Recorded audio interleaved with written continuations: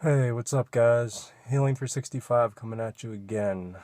Well, my girlfriend's currently using the mount, so I'm actually using the sun visor thing.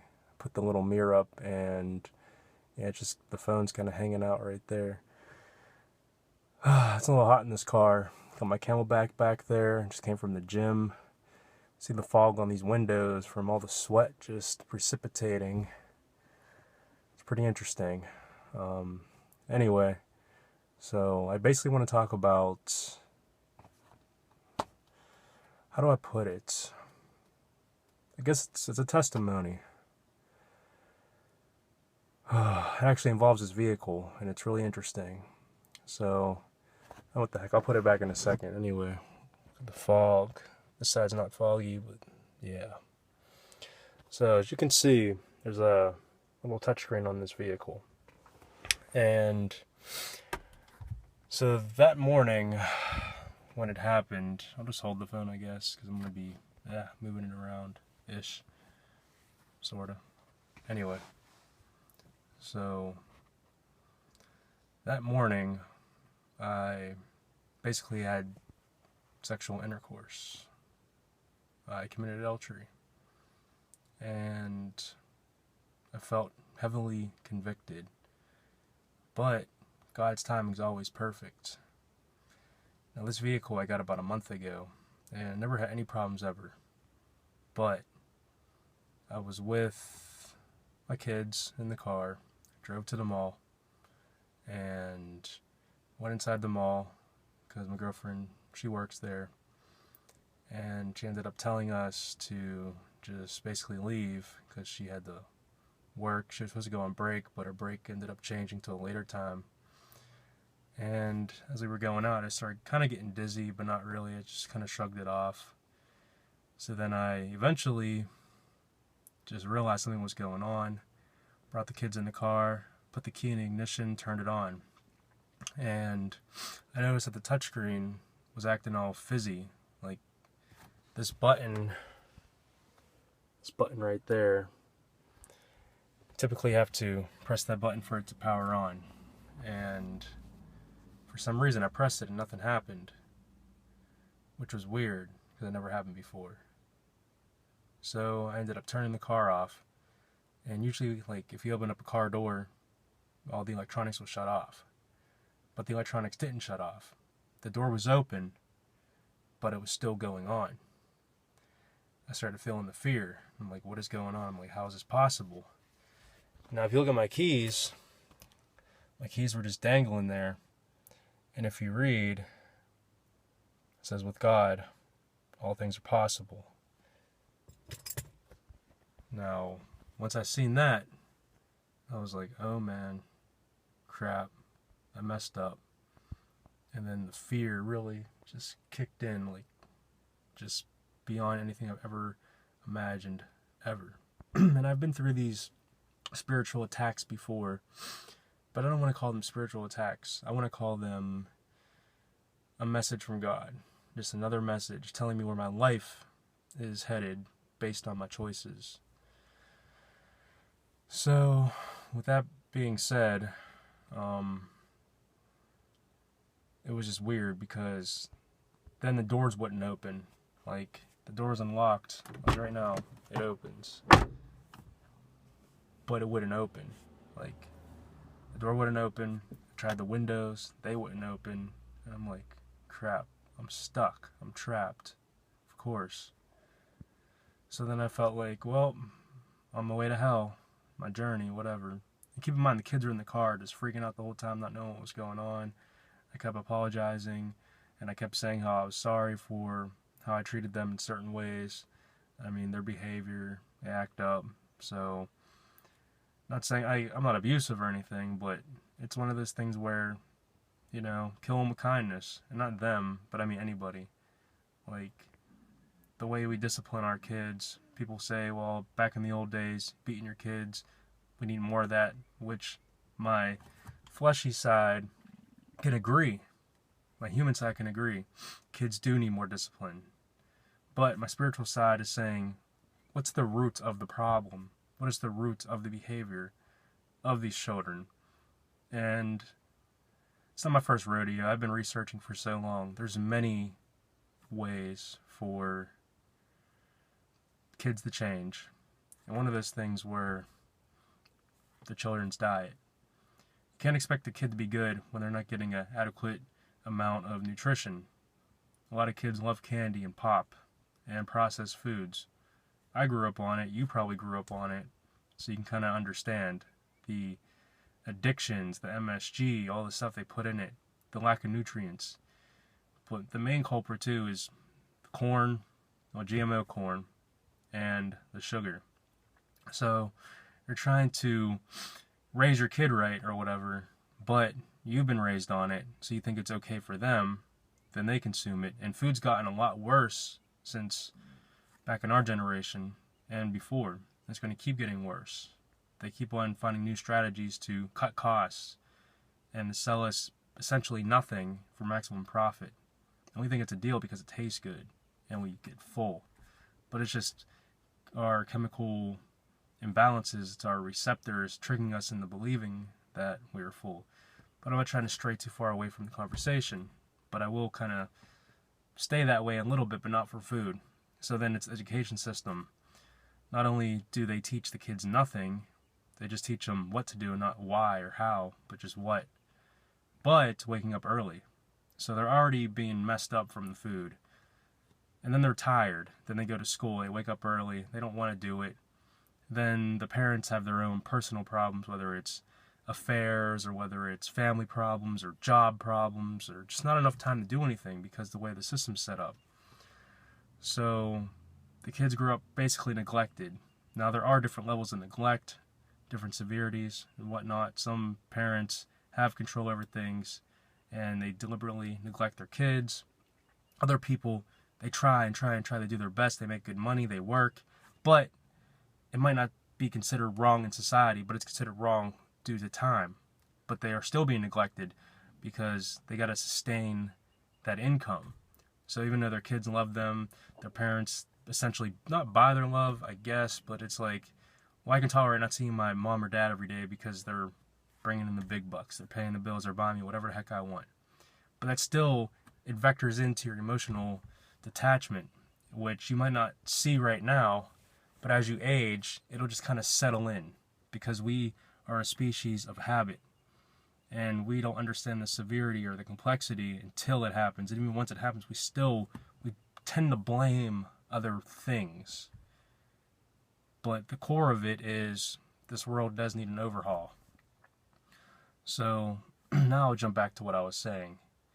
So when I was freaking out in the car, I felt like I was going through a test where they kept saying what's wrong, and I kept telling them, like, you know, I'm an evil sinner, I do a lot of evil stuff, and I'm sorry for how I treat you, because that's where it jumps back to the whole abuse thing. Just, well, now I have to jump kind of forward again, because I didn't even say the point.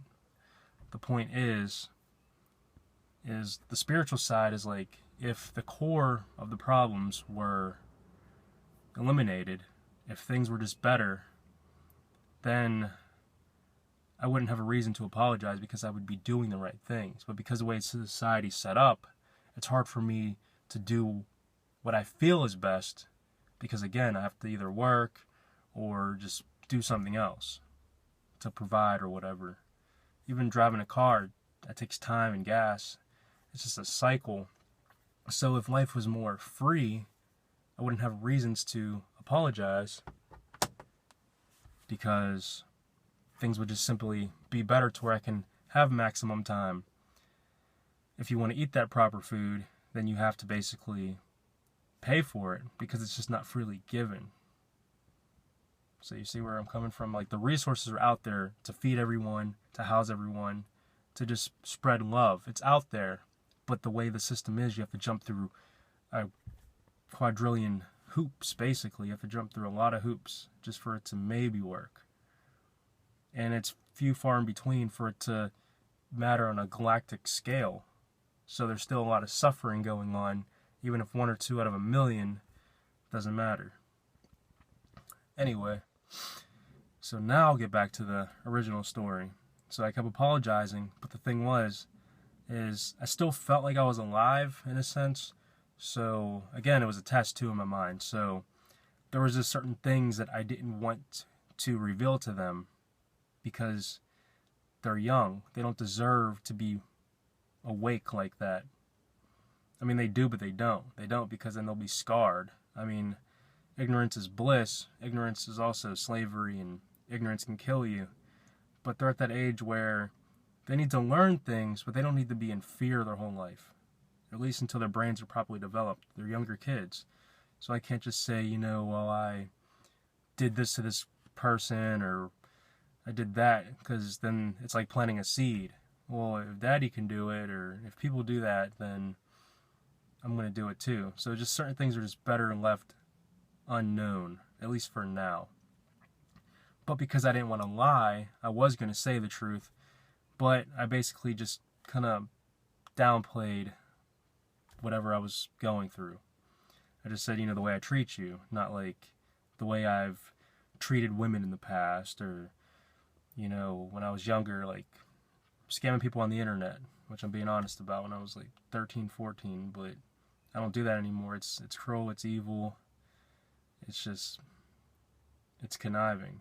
So I don't want to say that, because then they might look into those terms. I mean, kids are on tablets all the time, technology, whatever. So then I was driving, and because I was like, I can't stay here, I gotta go. I mean, the door wouldn't open up anyway. Now, the radio just kicked on, and then the volume kept rising. It kept going up. And then the song that was playing was like, you thought you would make it, or some, I don't know, it was like it was talking to me. Now you might be thinking, well, you're schizophrenic, or that signs of schizophrenia. But it's not. It's God. It's not psychological, it's supernatural. The Lord can do anything. With God, all things are possible.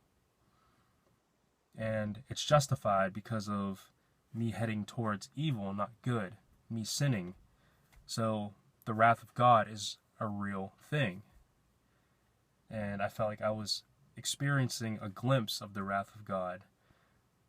Then, like, there was this car following me, behind me, and I thought it was an FBI agent, like, trying to get me, or just to basically let me know that they're there. Because, like, I would blink, and it'd be, like, kind of far away. Then I'd blink again, it'd be, like, right behind me, like, just right in my bumper, just right there. And it was very creepy. And my vision was starting to white, and I was getting all of these, just the sensory overload of thoughts of, I kept saying, like, I blaspheme against the Holy Spirit, that's the unpardonable sin. But I think it's just God putting the fear into me to change me and to give this testimony out. Because it's not the first time that happened. So it's like, there will be a time where it'll be the last time if I don't change. And since that day, I haven't done anything. And even prior to that, I mean, I stopped watching porn, I stopped doing stuff, but it's just hard. I mean, I'm not married. I'm with someone who isn't really a believer. I mean, it's like she's seen a lot of the stuff that is just undeniable proof of the Lord's existence. Not through me, but with me. Because the things were based on, like, just numbers, basically. Like, reoccurring numbers that I've been talking about for a year. And then it basically happened to her around me, and she's seen it. But she kind of wants to just shrug it off as something else. Close this door. Let's see. Yeah, we're good. It was just the scariest thing, and the kids were just like crying, and I was like, yeah, we can't stop the car, because I felt like if I stopped the car, that was it. Like, the FBI agent would just come out and get me. And then I was like, well, crap, well, the gas will run out. Because my son was like, what if the gas just runs out, then we'll stop? I'm like, well, we can't stop. But obviously at the stop signs, like, it's like my body was in control. It was like autopilot. Like, it's so hard to explain. But I was, like, God was just guiding me home, basically. whenever I finally got home, I still felt like I was freaking out. But a few seconds before even pulling up to the spot to park, I'm like, alright, now I bet that the radio system's going to be fine. I bet that the doors are going to open. That was just God just basically showing me the wrath, a small portion of it. And I still have hope that I didn't blaspheme against the Holy Spirit. I just made stupid choices. But there will come a time where He's just going to just be done. And I get it. I totally get it. Hell is like the ultimate panic attack, and it never ends. It's very creepy. Like, the whole thing is people consider people like me to be schizophrenic or to have problems. Like, but it's not, because it's not in your control. And you might be saying, well, schizophrenics aren't in control. But right now I'm in control. Well, it's just attacks. No, it's God. It's that simple. He could do what He wants. And if He has His hand on you, and if He has a plan for you, then He will show you in the best way, shape, or form that you can handle. And the weird thing was, even though the doors wouldn't open, like as I was turning on this one street, my son was like, I smell something burning. So then I thought of hell, like, oh no, the car's just gonna explode. And I'm like, but God wouldn't destroy the little ones. But it's just one of those things where he could have caught the car on fire. I mean, nothing happened. I didn't crash, I didn't bump anything, I just drove. I mean, I was kind of speeding a bit to get home, but I was safe. It's very weird. But just for the music to just go up like that, it was just very creepy.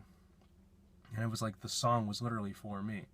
And yes, the things I'm saying are symptoms of schizophrenia or whatever. But it's not, because it's funny how it only happens when I do something that displeases God. Like an extreme thing. It only happens in that way. And it's annoying, because it shouldn't be like that.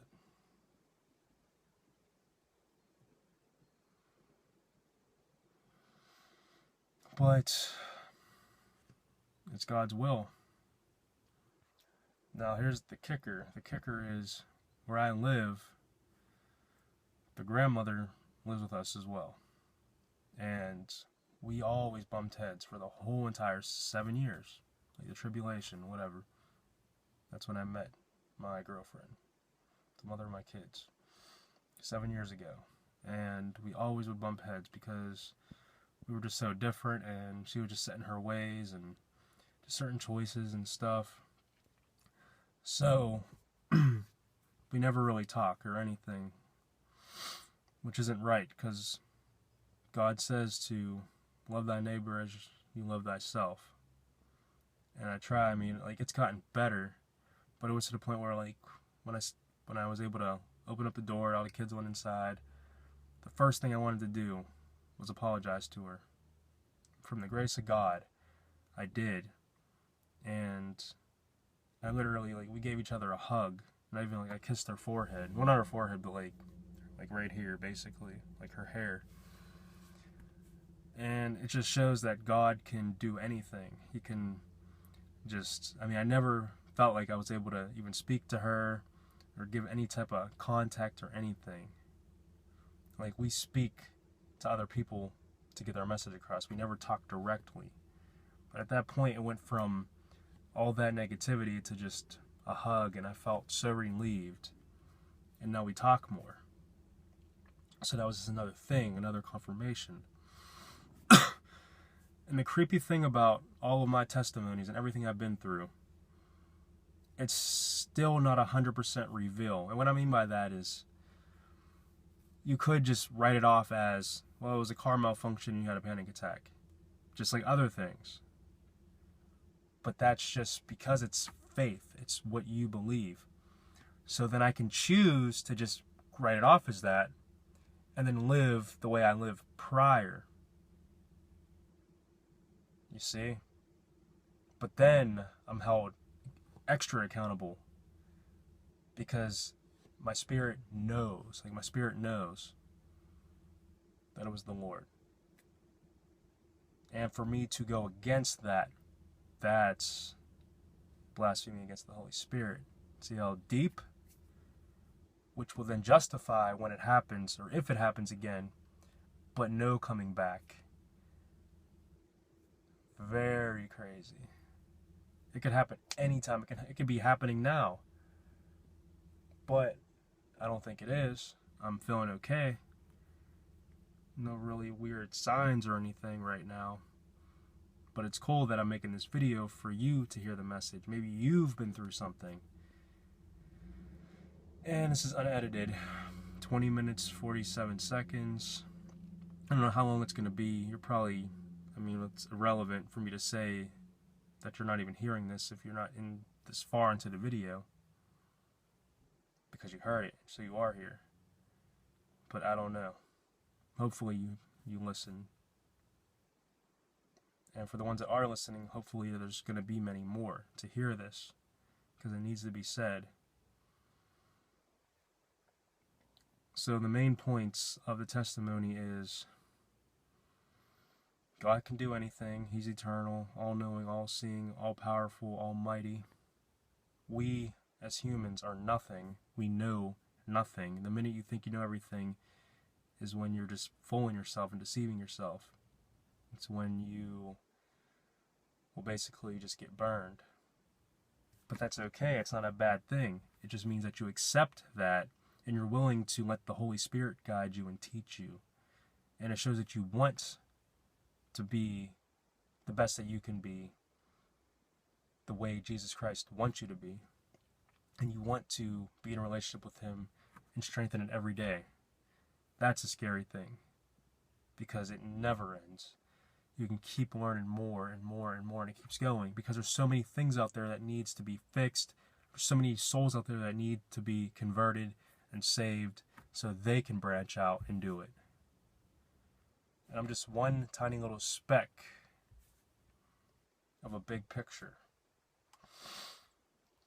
And God's kept me alive this long and healthy.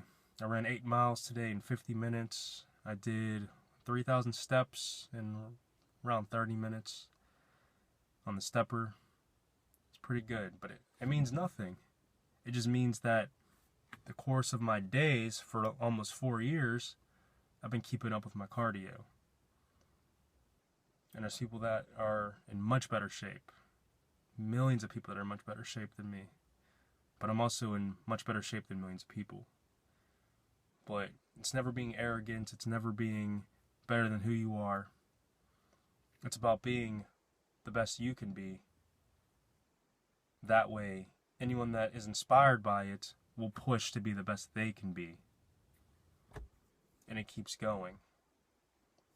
It's not a real competition. It's competing against yourself in a way, but it's not a challenge. It's all out of love. It's to just set a positive example. It's to be the change you want to see in the world. But ultimately, it's not about me. It's not about you or you, whatever. It's about Jesus Christ. The 2 J's that matter, just Jesus. That's it. Every time I go through this stuff and I just call upon the Lord's name, whoosh, I come back. But don't take it for granted. Don't bite the hand that feeds you. He's merciful. He's loving.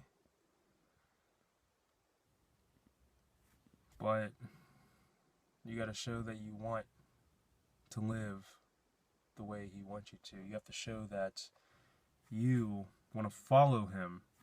Pick up your cross every second, every moment. 29, 30, 31, 32, 24 minutes, 35, every second. And we will stumble. We might fall over. But if we build a support system around us, like-minded people, they can help build us back up. And whenever they fall, we can help build them back up. But the idea is to try to make it so we never fall. So live that way. Live expecting the fall, but push to never fall. Push to help people rise. Because if you're down, you can't really bring them up. So stay up. Jesus Christ loves you more than anything. If he didn't, his sacrifice would be in vain. He wouldn't have done that. He would just be like, whatever, just let them all burn. Let them all just get what they deserve. Because we all deserve hell. We all deserve it. So as always, have a blessed and prosperous day. Jesus Christ loves you. I hope my story, which wasn't really... It's so hard because there's so many thoughts that I don't remember, but I know that there's things because it eventually comes back to me. But yeah, the car's been working fine. Peace out, guys. Just Jesus.